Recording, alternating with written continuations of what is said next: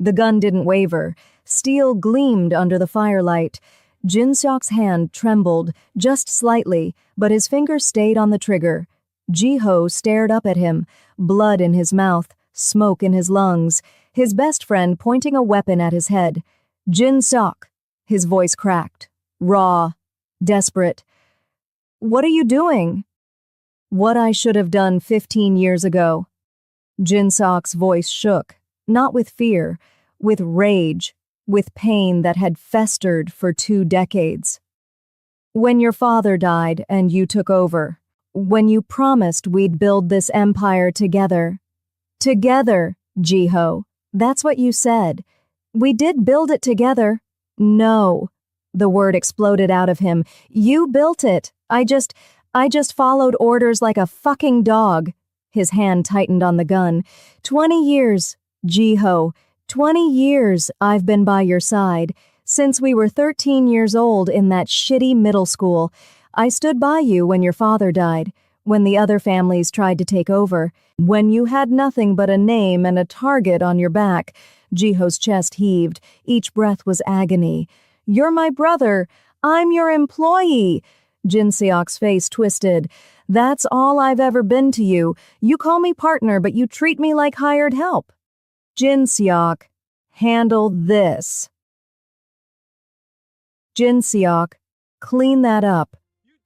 "Jin Seok, run my errands while I sit in the penthouse and play king." "That's not..." "It is." Tears streamed down Jin Seok's face now, mixing with ash and smoke. "I helped you rebuild from nothing. I negotiated the deals. I eliminated the threats. I bled for this syndicate just as much as you did. But when the contracts are signed, when the money flows in, my name is nowhere. Just business partner. A fucking title with no power. No respect. No real stake." Ji-ho tried to sit up. Failed. His body wouldn't cooperate. The injection still coursed through his veins like liquid lead. "If you wanted more, I shouldn't have to ask." Jin Seok's voice broke. "Brothers don't make each other beg for scraps, but that's all I've ever been to you, isn't it? The loyal dog who sits and stays and fetches on command." The words landed like punches, each one true, each one devastating. Because Jin Seok was right. Ji-ho had never seen it, never understood how his oldest friend had slowly transformed into just another subordinate, how the boy who'd shared lunch money and homework and dreams had become the man who ran Ji-ho's errands without question. "I'm sorry." The words tasted like ash. "Jin Seok, I'm sorry, I didn't see..." "Of course you didn't see." Jin Seok laughed bitterly. "You were too busy running an empire, too busy being the ghost king of Seoul, too busy falling in love with some random girl who stumbled into your life and made you forget everyone who was already there. This isn't about Adora. Everything is about Adora." Jin Seok's hand shook harder now. The gun bobbed. His finger twitched on the trigger. She shows up and suddenly you're a different person, smiling, laughing, taking days off, refusing deals because you want to be a better man. Do you know how weak that made you look? How weak that made US look? Loving someone doesn't make me weak. It made you careless. Jin Seok stepped closer, the gun's barrel pressed against Ji-ho's forehead. Cold. Final. "You signed away your entire empire tonight. Everything we built, everything we sacrificed for, gone because of her." Ji-ho's jaw clenched. "I'd do it again. I know, that's why you have to die." Jin Seok's voice dropped, quieter now, almost gentle. "Sungmin offered me equal shares, real partnership, 50-50 split of everything. No more taking orders, no more begging for recognition." "And you trust him?" Ji-ho's eyes locked onto Jin Seok's. "You trust that he'll keep his word? That a man who orchestrated all this, who set fires, hurt an innocent girl, and orchestrated murder, you think he'll honor a deal with you?" "Shut up." Jin Seok's hand wavered. just for a second. He eliminated me to take power, Jiho pressed. His voice was soft, steady. What makes you think you won't be next? Once you've served your purpose, once you've helped him consolidate control, what stops him from putting a bullet in your head too? Shut up! Jin-seok's finger tightened on the trigger. His whole body shook now. You don't get to do this. You don't get to manipulate me. I'm not manipulating you. I'm telling you the truth. Jiho's voice cracked. You're my brother. My family. I failed you. I see that now. But killing me won't fix anything. It'll just make you a pawn in someone else's game. Silence. Heavy. Suffocating. Broken only by the roar of flames consuming the warehouse behind them. Jin-seok's face crumpled. Tears fell faster now. His hand shook so violently the gun rattled. I can't. Jin-seok's voice broke completely. I can't keep living like this, in your shadow, being nothing. Then don't. Jiho's eyes never left his. Take what you're owed, demand it. I'll give you everything. Real partnership, equal shares, your name on every contract. I swear it. You're lying. I'm not. Jin-seok, please. Desperation bled through every word. I'm begging you. As your brother, don't do this. Don't throw away 20 years for a promise from a man who murders his partners. Jin-seok's face twisted. Confusion, anger, pain, hope, all of it warring behind his eyes. His hand lowered, just an inch. The gun's barrel dipped away from Jiho's forehead. I'm sorry. The words fell from Jiho's lips. Over and over. I'm so sorry. For all of it. I'll make it right.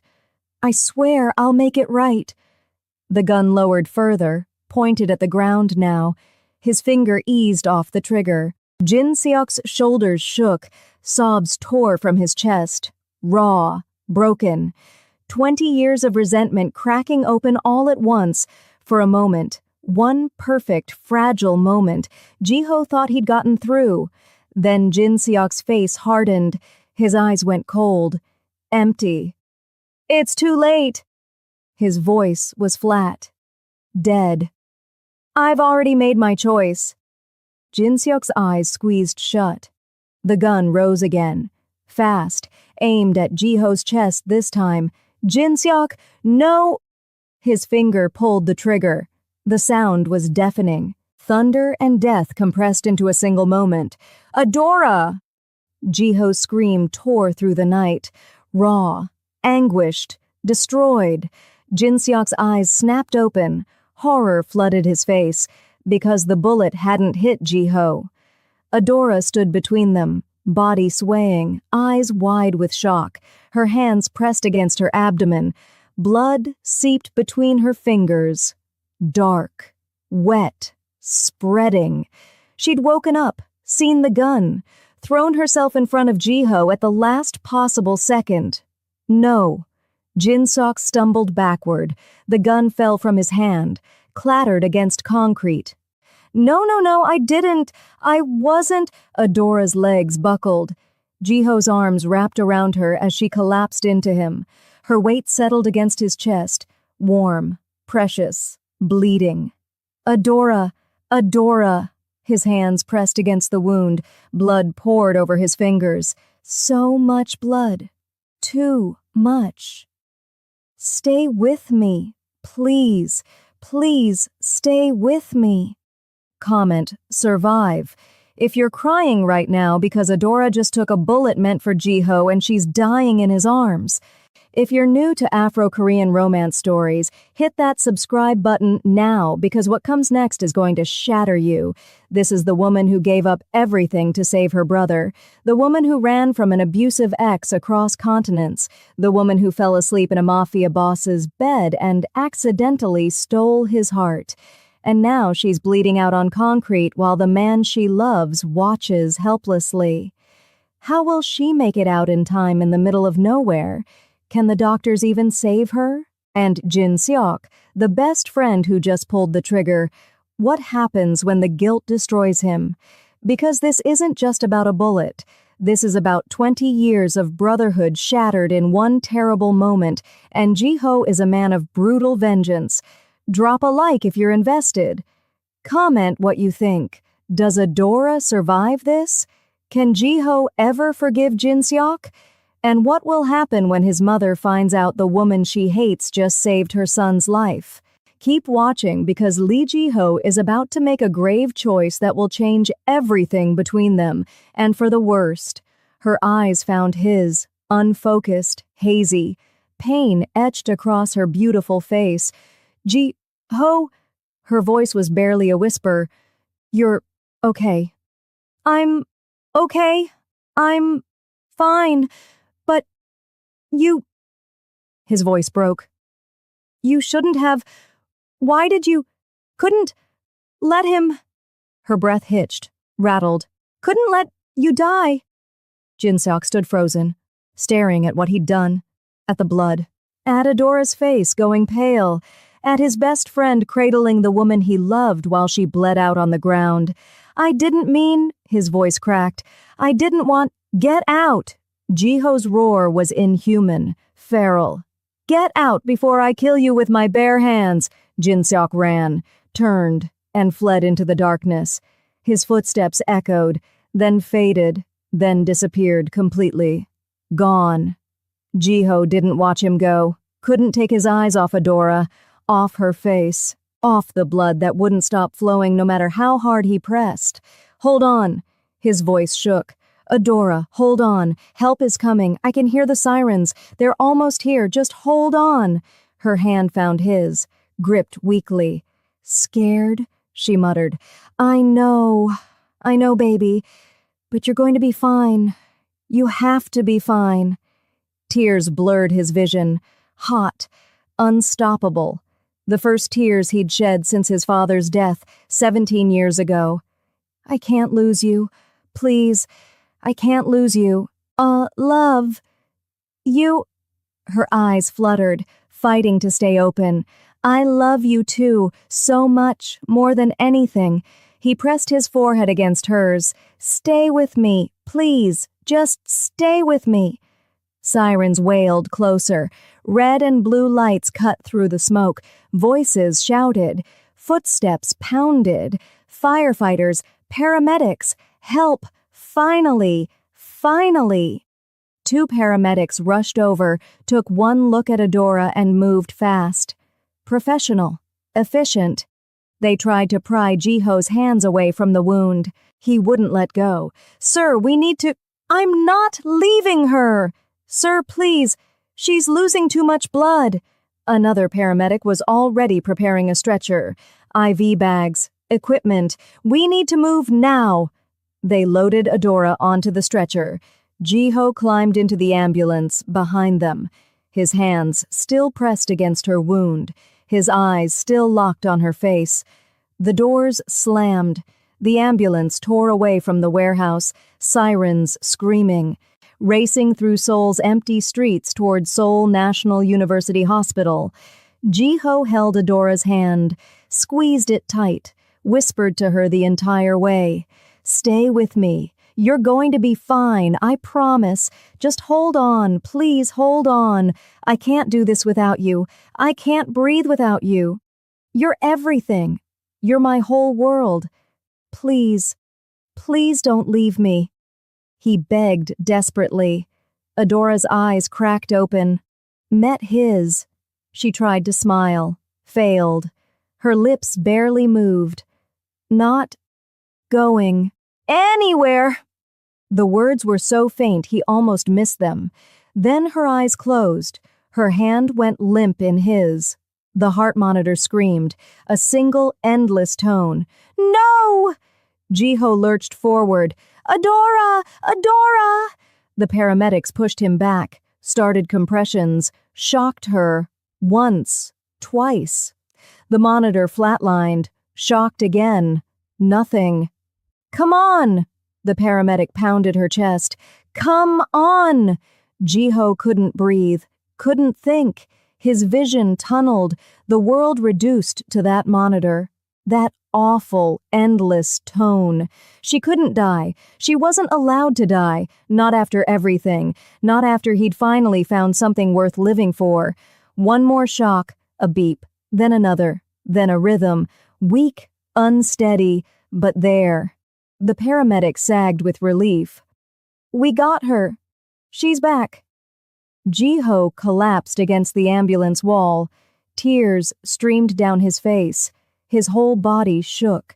She was alive. Barely, but alive. The hospital was chaos. Doctors, nurses, rushing, shouting. They wheeled Adora straight into surgery. Jiho tried to follow. A nurse stopped him, hand on his chest, firm. "You can't go in there, sir. She needs me. She needs surgery. Let them work." Her voice was kind but absolute. "There's a waiting area down the hall. Someone will update you as soon as possible," she said. They pushed through the double doors. Adora disappeared behind them. Gone. Jiho stood in the empty hallway. Blood covered his hands, his shirt, his face. Adora's blood. Drying, darkening. He walked to the waiting area like a ghost. Sat down, stood up immediately. Couldn't stay still, couldn't stop moving. He paced. Back and forth, the floor tiles blurred beneath his feet, his hands clenched and unclenched, his jaw ached from clenching. An hour passed, then 2, then 3.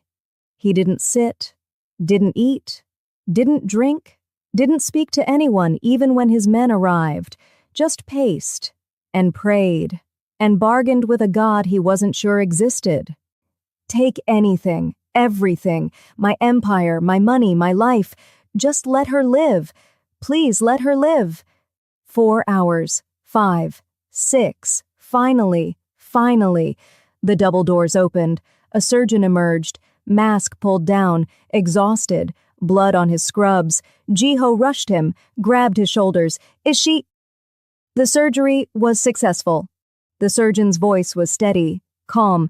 "We removed the bullet. Repaired the damage. She lost a lot of blood, but we transfused her. She's stable now." The words hit Jiho like a physical force, relief so intense it hurt. His knees buckled, he collapsed to the floor, right there in the middle of the hospital hallway. The surgeon crouched beside him, put a hand on his shoulder. "She's going to be okay. She'll need time to recover, but she's going to be okay." Jiho couldn't speak, could only nod. Tears fell silently, endlessly. She was alive. His Adora was alive. "Can I—" His voice cracked. "Can I see her?" "She's in recovery. Still unconscious from the anesthesia. But once she wakes up, yes, you can see her." 2 hours later, a nurse found him. "She's awake."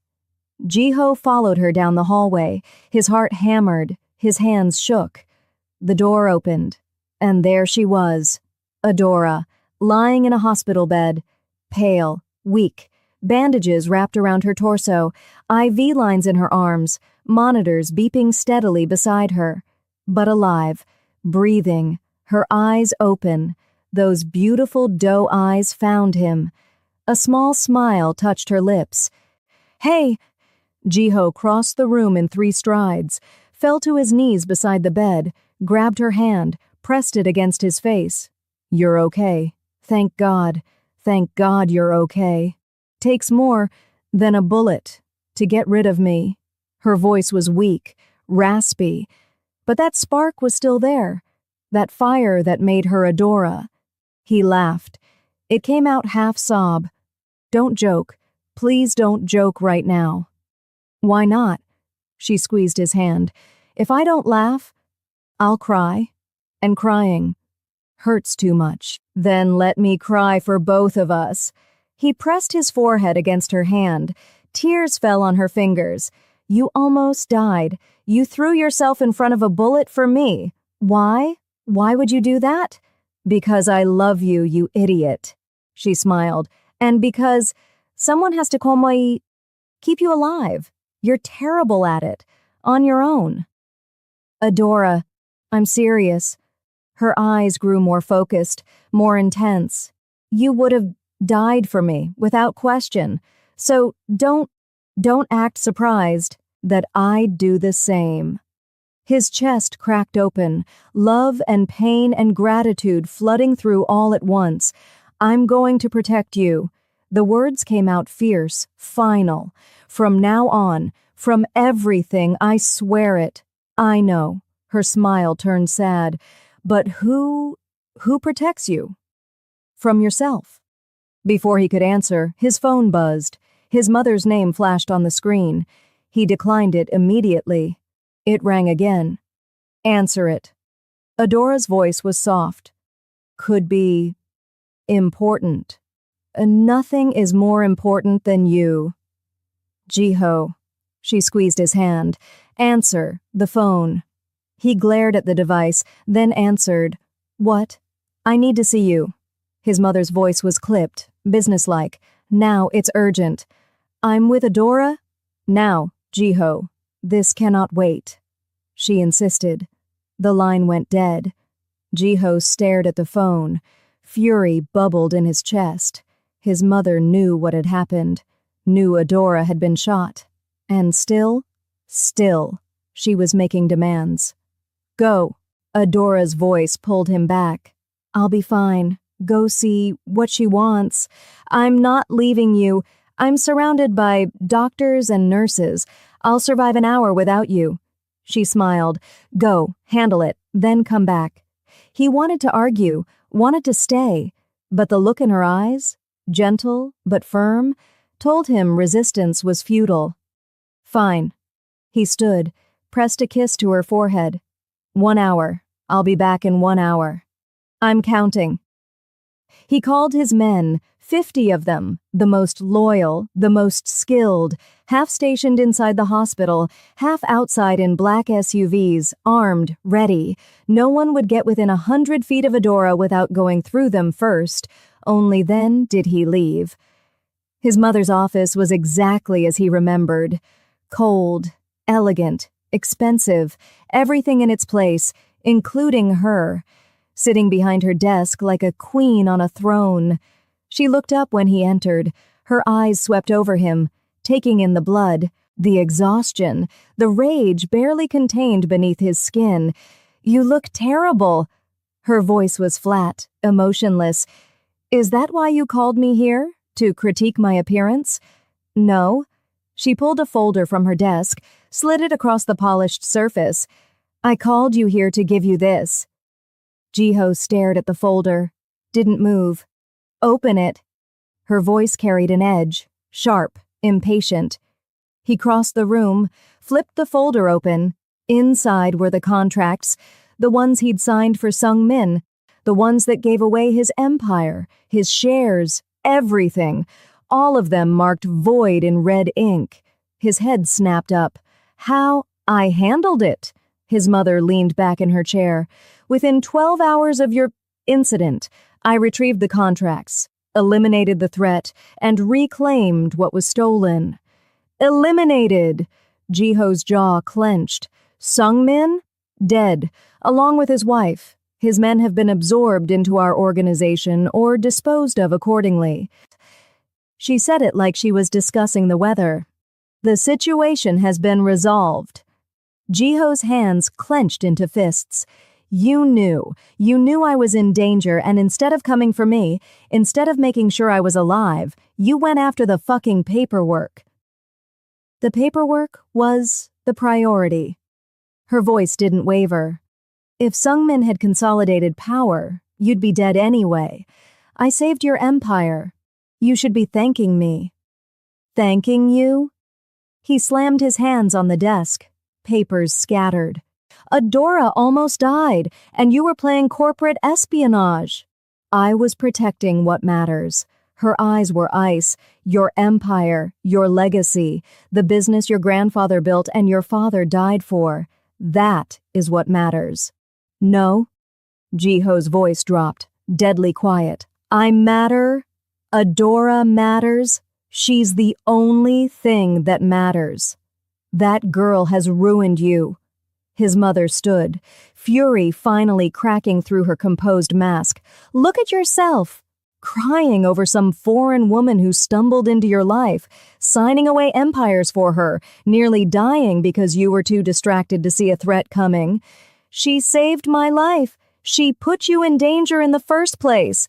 His mother's voice rose. Actually, rose.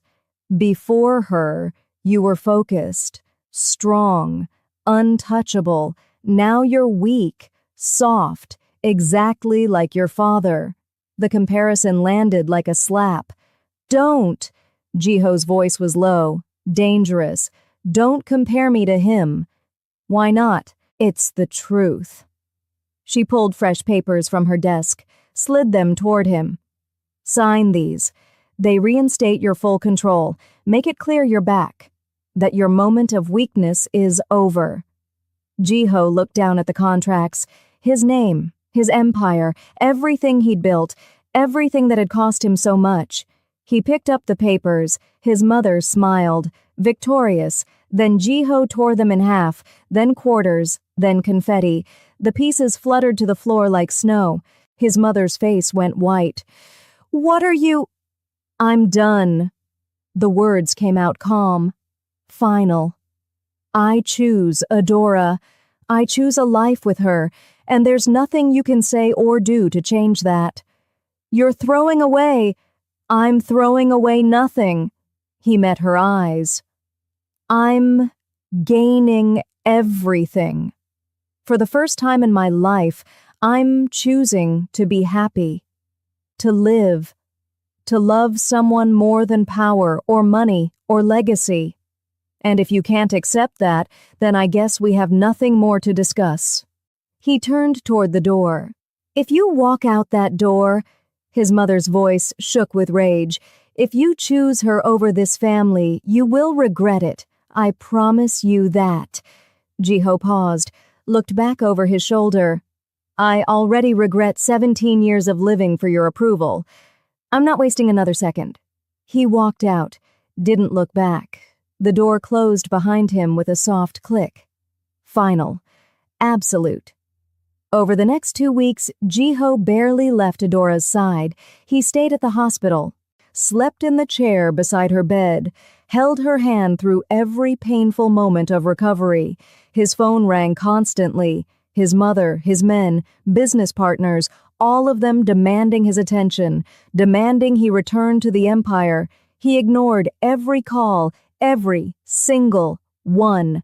Instead, he sent out orders, his best men, his most loyal hunters, all with the same mission, find Jin Seok.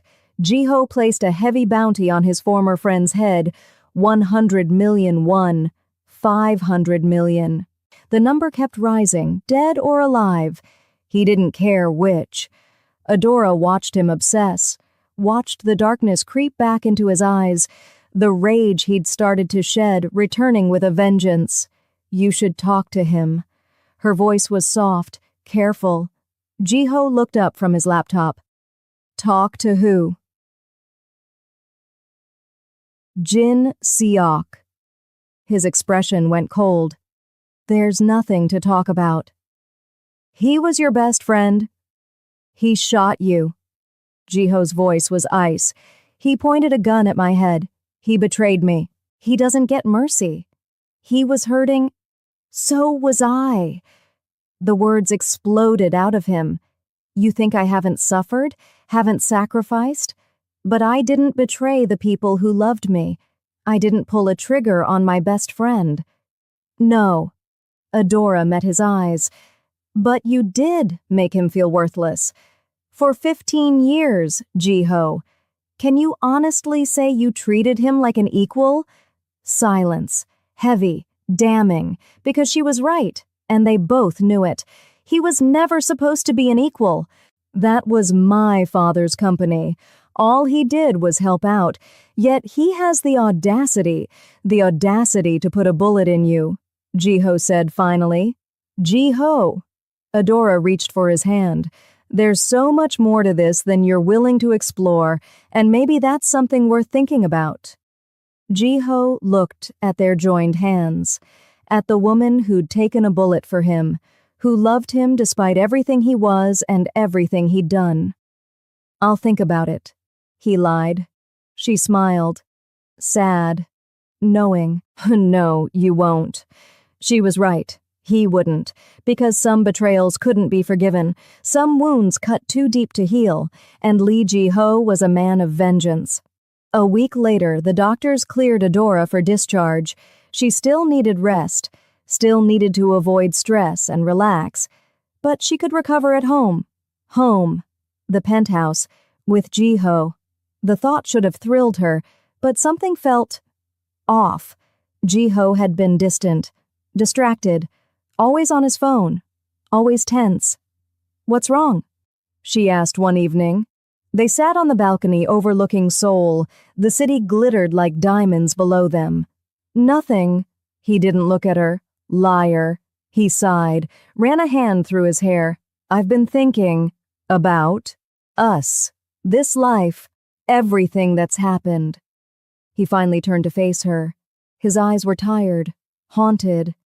You almost died because of me, because of my world, my enemies, my choices. That wasn't your fault. It was. His voice was firm. Everything that happened was because I brought you into this, and it's going to keep happening. As long as you're with me, you'll be a target. Fear coiled in Adora's stomach. What are you saying? I'm saying we need to leave, get away from all of this, start over somewhere new. He grabbed her hands. Let's go to Greece, your dream destination. We'll spend a month there, just us. No empire, no enemies, no ghosts from the past. What do you say? Relief flooded through her. Yes. Yes, of course, yes. He smiled, but it didn't reach his eyes. They visited Ikenna before leaving. The boy had made incredible progress. Physical therapy, speech therapy, cognitive rehabilitation. He was awake now, aware, speaking in full sentences. When he saw Adora, his whole face lit up. Sister! She burst into tears, rushed to him, hugged him carefully, mindful of his injuries. You're okay, she whispered. You're really okay. Thanks to you.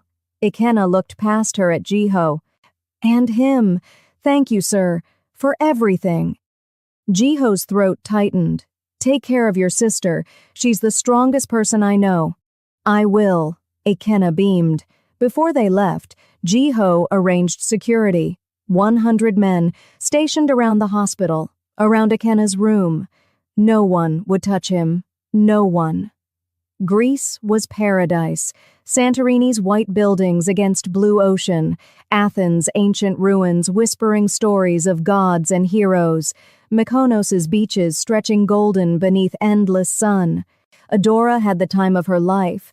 She laughed more than she had in years, explored, danced, ate food that tasted like heaven, swam in water so clear she could see the bottom. And Ji-ho watched her, memorized every smile, every laugh, every moment of joy, because something was wrong.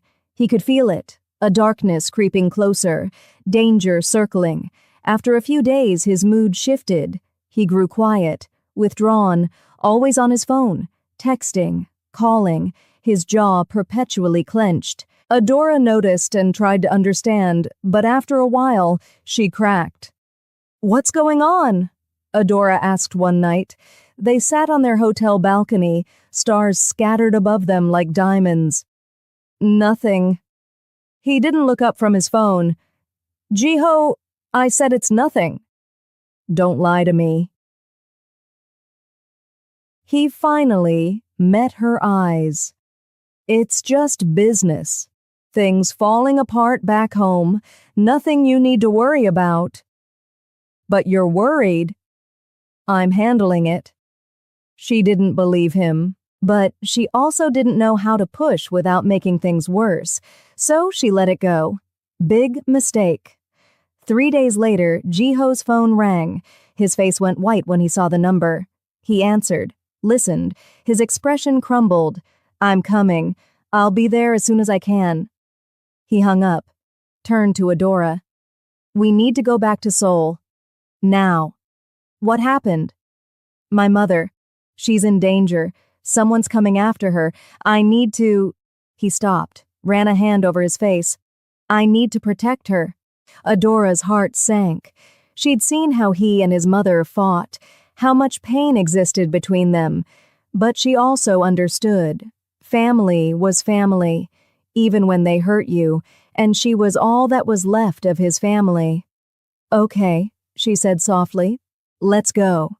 They flew out on a private jet, straight to Seoul. 17 hours of tense silence. Ji-ho barely spoke, barely ate, just stared out the window like he could will the plane to move faster. When they landed in Seoul, Ji-ho turned to her. I need you to go home, to the penthouse. Stay there with my men. I'll handle my mother and then come back to you. I should go with you. No. His voice was firm. This could be dangerous. I need you safe. Please, just trust me. She wanted to argue, but the desperation in his eyes stopped her. Okay. She kissed him. Be careful. Always. He kissed her back, deeply. Ji-ho's car raced toward his mother's estate in Gangnam. His gut churned. Something felt off. Wrong. But he couldn't ignore a threat against his mother.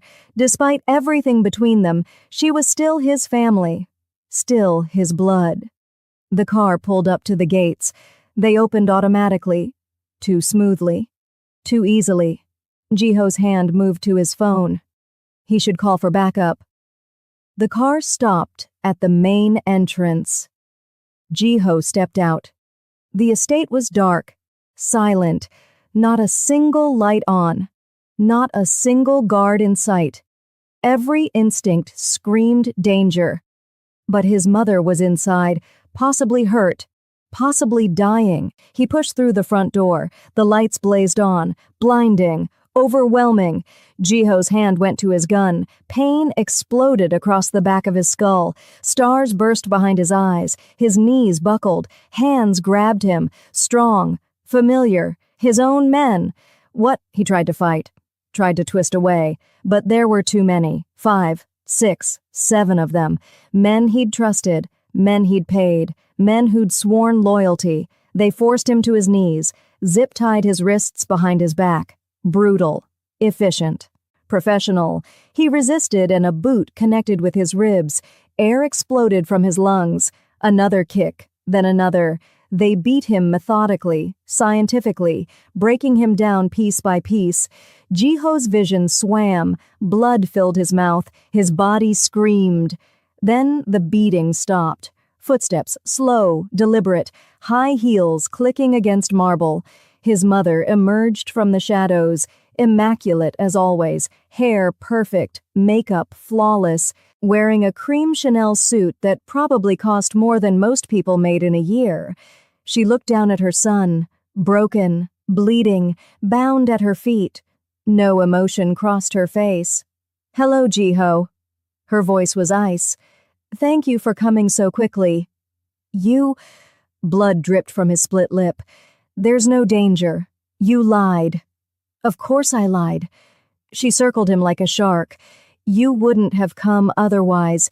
You've been ignoring my calls, ignoring your responsibilities, ignoring everything that matters because of that girl. Don't. He tried to stand. A boot to his back sent him sprawling. His face hit the floor, hard. Don't you dare touch Adora. Touch her? His mother laughed, cold, cruel. Oh, Ji-ho, I don't need to touch her. I've already taken care of that particular problem. His blood turned to ice. What did you do? What I should have done months ago. She crouched down, met his eyes. I removed her from the equation, permanently. If you hurt her... Rage gave him strength. He lunged. The zip ties held. His men grabbed him, forced him back down. I'll kill you. I swear to God I'll... You'll do nothing. Her voice cut through his threats like a blade.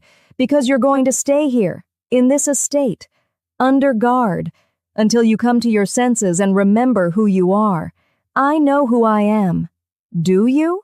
His mother stood, smoothed her suit. A man who gives up empires for love. A man who cries and begs and breaks himself for a woman who means nothing. I mean, look at your men.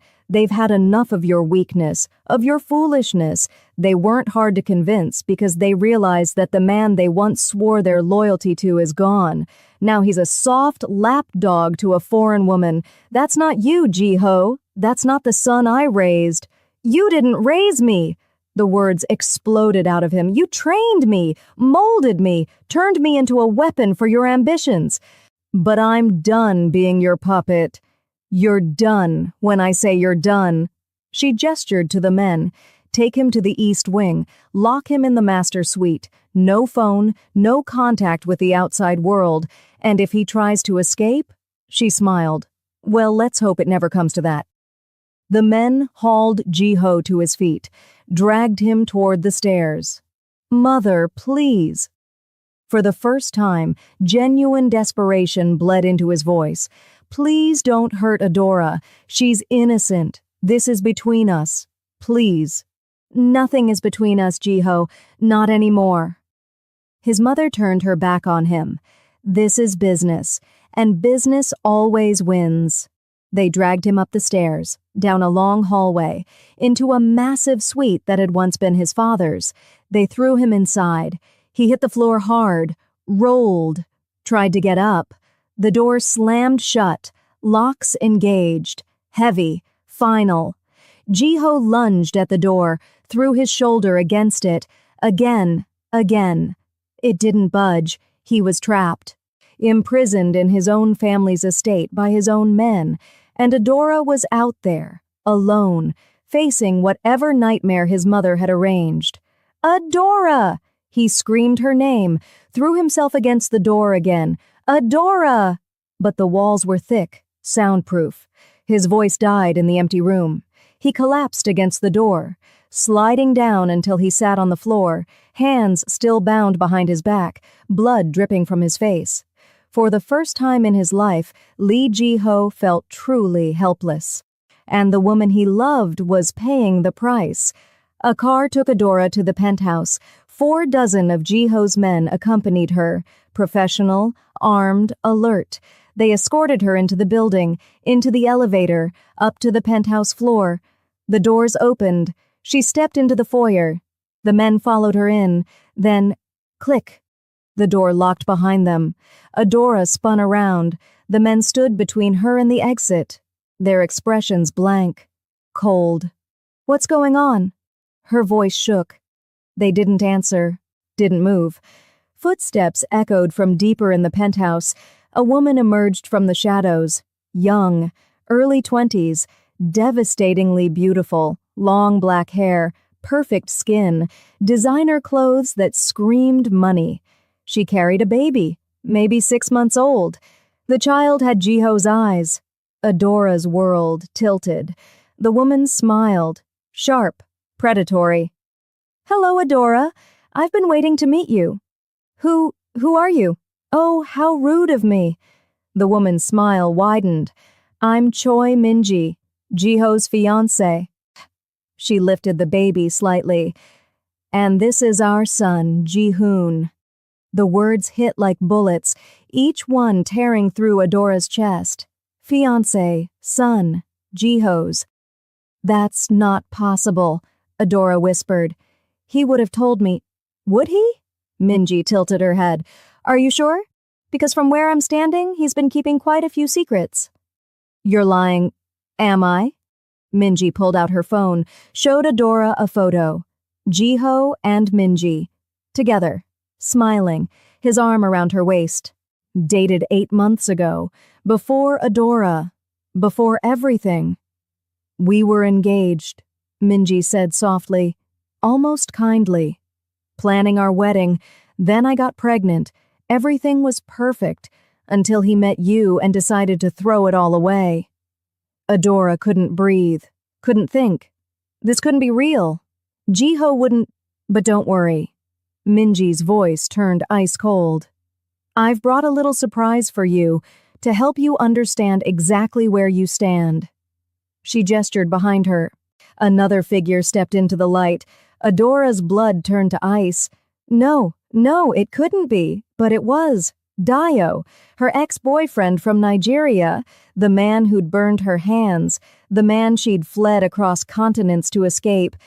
He smiled, that same cruel, twisted smile she remembered from her nightmares.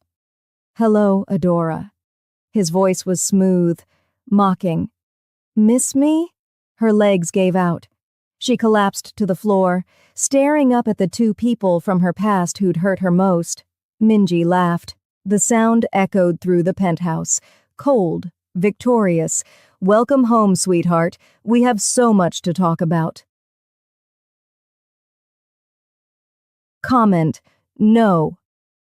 If you're screaming right now because what just happened, Jiho has a fiancé and a son, and Dio, the man who burned Adora, is in Seoul, in the penthouse. If you're new to Afro-Korean romance stories, smash that subscribe button right now because this story is far from over. The final part is coming, and it's going to wreck you. Because when love is tested by lies, betrayal, and blood, what survives? Can Jiho escape his mother's prison before Adora breaks? Can Adora survive Dio's cruelty and Minji's games long enough to be saved? And that baby, is he real? Or is this the cruelest lie of all? Drop a like if you're invested. Comment below what you think happens next. Does that baby really belong to Jiho? Can Adora escape Dio? Will Jiho break free before it's too late? And, most importantly, can their love survive when everyone they trust has turned against them? The final part drops soon. The truth is darker than you imagine. The stakes are higher than ever. And the love? It's about to be tested in ways that'll break your heart into 1,000,000 pieces.